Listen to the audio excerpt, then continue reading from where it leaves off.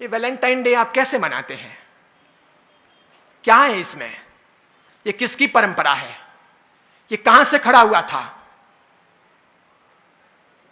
Italy के जन्मे हुए एक व्यक्ति थे, कट्टर ईसाई थे, सेंट वैलेंटाइन बन गए थे। उन्होंने एक लड़की के साथ शादी की थी। वहां के राजा को यह नागवार गुजरा था। वे उन्हें ईसाइयत से और इस प्रेम से तब्दील करना चाहते थे। 14 फरवरी को उनकी मौत हुई। उनकी याद में वैलेंटाइन डे प्रारंभ हुआ। आपके कौन मरा जिसके लिए आप वैलेंटाइन डे मना रहे हो?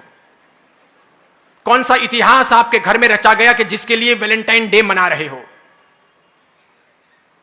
शादी का दिन बना लेते, और पति और पत्नी का प्रेम तो सदैव होना चाहिए, प्रतिपल होना चाहिए।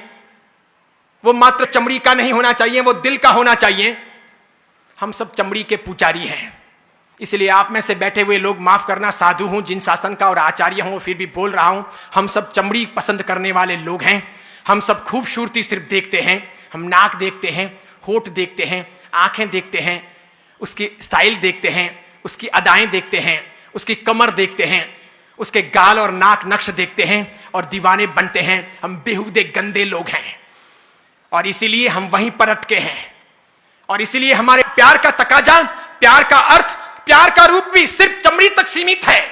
अगर उसके आगे है तो वैलेंटाइन डे की आवश्यकता नहीं है।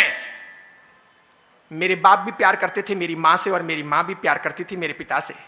आपके पिता ने भी प्यार किया होगा आपकी मां से, और आपकी मां ने भी प्यार किया होगा पिता से।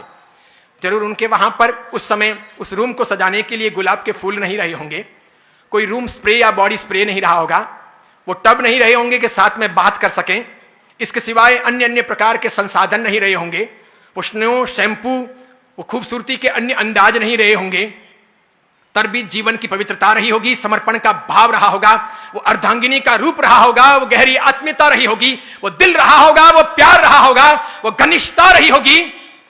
मेरे ख्याल से हम में से अधिकांश के मां बाप ने अभी तक, मां ने बाप को नहीं छोड़ा और बाप ने मां को नहीं छोड़ा, न तलाक दिया, न ऐतराज किया, न हमारी मां अपने बाप को छोड़कर पियर गई, और न मेरे पिता ने कभी अपनी मां को घर जाने के लिए कहा। भले ही मेरे पिता जाड़े रहे होंगे या आपके किसी के पिता मोटे रहे होंगे, मां दुबली पतली रही होगी, तब भी ये जोड़ा कामयाब रहा होगा। भले पिता काले रहे होंगे, मां गोरी चिट्टी रही होगी, तब भी वो जोड़ा कामयाब रहा। भले मां लंबी रही होगी, पिता बिल्कुल ठिंगू रहे होंगे, ठिंगने रहे होंगे, तब भी वो जोड़ा कामयाब रहा। भले पिता अक्ल वाले रहे होंगे, मां अनपढ़ रही होगी, तब भी वो जोड़ा कामयाब रहा। आज तो हम इंच इंच देखते हैं, सेंटीमीटर सेंटीमीटर देखते हैं।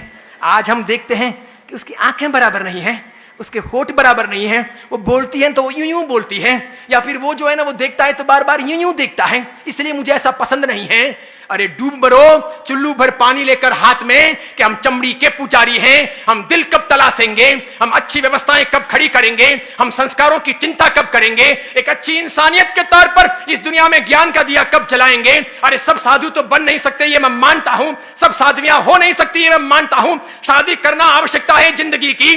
हर कोई त्यागी बनकर के इस मार्ग पर आएगा नहीं। अधिकांश लोग गृहस्थ जीवन ही पालेंगे तो पाणी ग्रहण होगा, विवाह होगा, और विवाह के बाद कौन क्या करता है ये मुझे कुछ कहने की और पढ़ाने की आवश्यकता नहीं है। इसलिए गृहस्थ धर्म है, गृहस्थ जीवन है, गृहस्थ एक आधार है। इसे महावीर ने अलग से एक परंपरा कहा है, एक धर्म की व्यवस्थाएं दी है। लेकिन महावीर चमड़ी के आधार पर बातें करने वाले या चमड़ी को प्रमुखता देने वाले इंसान नहीं। उन्होंने उससे ऊपर हट करके न्याय, नीति, प्रामाणिकता, पवित्रता, प्रेम, भाईचारा, लगाव, मैत्री,